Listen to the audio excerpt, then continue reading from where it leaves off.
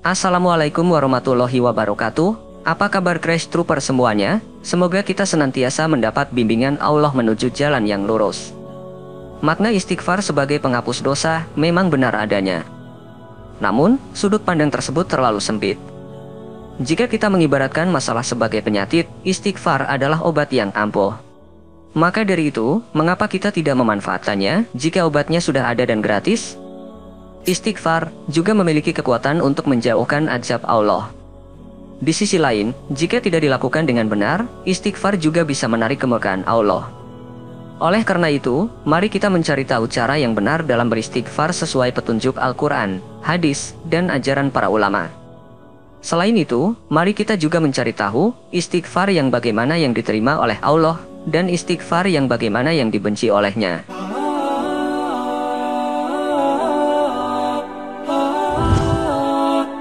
Karakter istighfar, atau seseorang yang selalu beristighfar, harus kita bangun dengan sungguh-sungguh. Kita harus menyadari bahwa kita mungkin melakukan dosa setiap hari, dan oleh karena itu, kita harus mencari cara untuk menghapus dosa-dosa tersebut.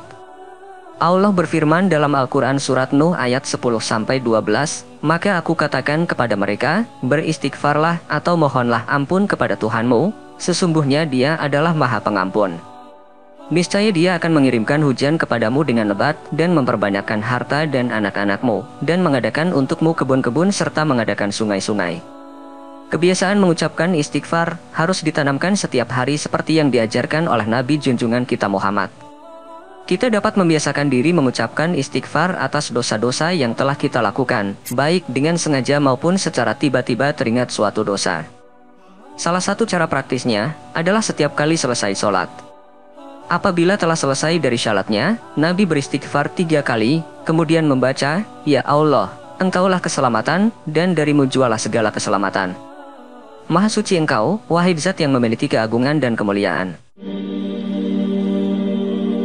Beristighfar tak hanya menghilangkan dosa yang telah diperbuat, namun juga bisa mendatangkan keberkahan yang dijanjikan Allah. Hadits riwayat Ahmad menjelaskan bahwa barang siapa yang banyak beristighfar, Allah akan membebaskannya dari berbagai kedukaan, akan melapangkannya dari berbagai kesempitan hidup, dan memberinya curahan rezeki dari berbagai arah yang tiada diperkirakan sebelumnya. Hadits riwayat yang lain juga menjelaskan bahwa Rasulullah bersabda, "Barang siapa yang senantiasa beristighfar, maka Allah akan memberikan kegembiraan dari setiap kesedihannya, kelapangan bagi setiap kesempitannya, dan memberinya rezeki dari arah yang tiada disangka-sangka." Membaca istighfar merupakan sedekah. Dengan memperbanyak mengucapkan istighfar, niscaya rezeki kita akan mengalir lancar, kesedihan hati akan hilang, digantikan kelapangan dada menerima takdir Allah. Selain itu, beristighfar juga bisa menjauhkan diri dari azab Allah. Allah berfirman, "Dan tidaklah pula Allah akan mengazab mereka, sedang mereka meminta ampun." Syekhul Islam Ibnu Taimiyah berkata, Allah mengabarkan bahwa Dia tidak akan mengazab orang yang beristighfar, atau memohon ampun dari dosa. Karena istighfar itu akan menghapus dosa, yang dosa itu sendiri merupakan penyebab datangnya azab, sehingga azab itu pun sirna dengan cepat. Jadi secara umum dan secara sederhana bisa kita ringkas, istighfar bermanfaat untuk menghapus dosa, menjauhkan diri dari azab Allah, dan membuka pintu keberkahan atas karunia Allah. Al-Quran telah mengajarkan kepada kita berbagai macam bacaan istighfar. Dalam surah Ali Imran ayat 147 diajarkan, "Wahai Rob kami, ampunilah dosa-dosa kami, dan tindakan-tindakan kami yang berlebihan dalam urusan kami, dan tetapkanlah pendirian kami, serta tolonglah kami terhadap orang-orang kafir." Surah Ali Imran ayat 16, "Wahai Rob kami, sesungguhnya kami telah beriman, maka ampunilah dosa-dosa kami, dan lindungilah kami dari siksa neraka." Surah Ali Imran ayat 193, "Wahai Rob kami, sesungguhnya kami mendengar orang yang menyeru kepada iman, yaitu berimanlah kalian kepada Robbu, maka kami pun beriman. Wahai Rob kami, ampunilah dosa-dosa kami, dan hapuskanlah kesalahan-kesalahan kami, dan wafatkanlah kami beserta orang-orang yang berbakti." Surah Al-Mu'minun ayat 109, "Wahai Rob kami, sungguh kami telah beriman, maka ampunilah kami dan berilah kami rahmat, Engkau adalah pemberi rahmat yang terbaik." Surat At-Tahrim ayat 8, "Wahai Rob kami, sempurnakanlah untuk kami cahaya kami, dan ampunilah kami. Sungguh, Engkau Maha Kuasa atas segala sesuatu." Selain istighfar yang termaktub di dalam Al-Quran, berikut ini beberapa istighfar yang disebutkan dalam hadits. Ya Allah, Engkau adalah Rohku, tidak ada sesembahan yang berhak diibadahi dengan benar selain Engkau. Engkau yang menciptakan aku, dan aku adalah hamba-Mu. Aku menetapi perjanjian-Mu, dan janji-Mu sesuai dengan kemampuanku. Aku berlindung kepadamu dari keburukan perbuatanku, aku mengakui nikmat-Mu kepadaku, dan aku mengakui dosaku kepadamu, maka ampunilah aku. Sebab tidak ada yang dapat mengampuni dosa selain Engkau. Ini merupakan redaksi istighfar yang paling istimewa, biasa diistilahkan dengan Sayyidul Istighfar. Rasulullah menjelaskan keutamaannya, barang siapa mengucapkannya di waktu siang dengan penuh keyakinan, lalu meninggal pada hari itu sebelum waktu sore, maka ia termasuk penghuni surga.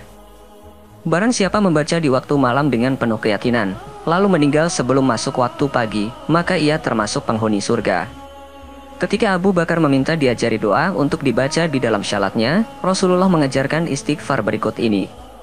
Ya Allah, sesungguhnya aku telah banyak menzalimi diriku sendiri, dan tidak ada yang bisa mengampuni dosa melainkan hanya Engkau. Maka ampunilah aku dengan ampunan dari-Mu, dan sayangilah aku. Sesungguhnya, Engkau Maha Pengampun lagi Maha Penyayang. Dari berbagai redaksi tersebut, istighfar digandengkan dengan permohonan taubat. Ibnu Qayyim dalam Madarijus Shalikin menjelaskan, bahwa jika istighfar disebutkan secara bersamaan dengan taubat, maka yang dimaksud dari istighfar adalah meminta perlindungan dari keburukan dosa yang telah terjadi. Sedangkan taubat adalah kembali dan meminta perlindungan dari keburukan yang dikhawatirkan terjadi di masa yang akan datang, berupa kejelekan amal yang dia perbuat. Maka, istighfar adalah menghilangkan keburukan, sedangkan taubat adalah meminta adanya manfaat atau kebaikan. Ampunan akan melindungi diri kita dari keburukan dosa yang telah terjadi, sementara tobat dilakukan setelah adanya perlindungan, maka terwujudlah apa yang dia cintai atau dia harapkan, berupa maslahat atau kebaikan. Beristighfar memang bisa dilakukan kapan saja. Namun ada waktu yang paling utama, yang bisa kita jadikan kebiasaan sehari-hari. Waktu sahur menurut kesepakatan para ulama, adalah di sepertiga akhir malam, di mana waktu ini adalah waktu terbaik membaca istighfar. Allah Ta'ala berfirman, mereka sedikit sekali tidur pada waktu malam, dan pada waktu sahur, kebiasaan mereka meminta ampun kepada Allah. Dahulu, kebiasaan Abdullah bin Umar adalah mengerjakan sholat malam, dan memperpanjang berdirinya. Lalu ketika telah tiba waktu sahur, maka beliau berhenti dari membaca Al-Quran, dan mulai istighfar.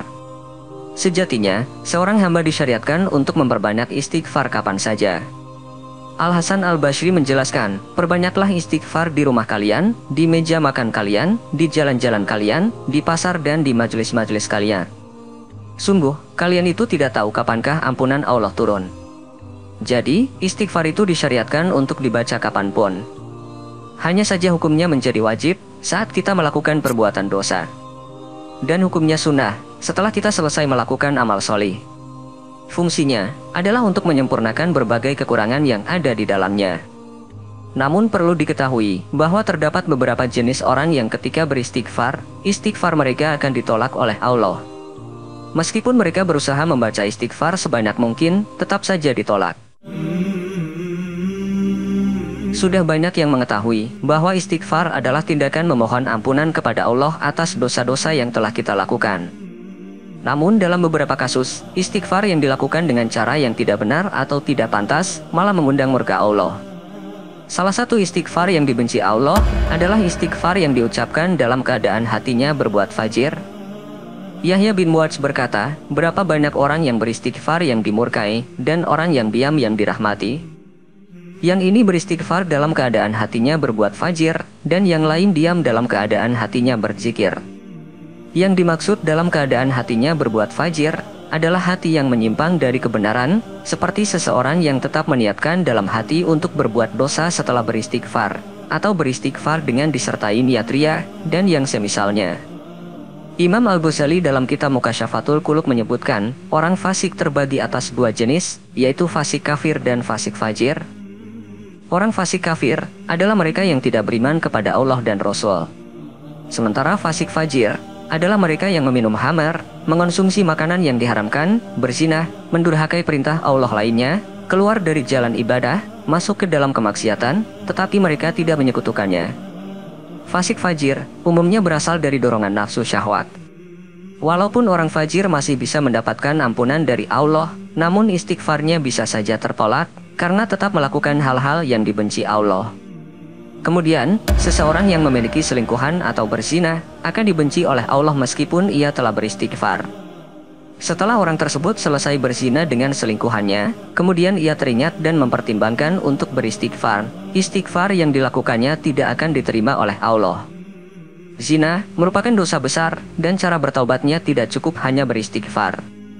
Hal ini dijelaskan dengan gamblang oleh Allah dalam surah An-Nur ayat 2, pezina perempuan dan laki-laki, hendaklah dicambuk 100 kali, dan janganlah merasa belas kasihan kepada keduanya, sehingga mencegah kamu dalam menjalankan hukum Allah, jika kamu beriman kepada Allah dan hari akhir.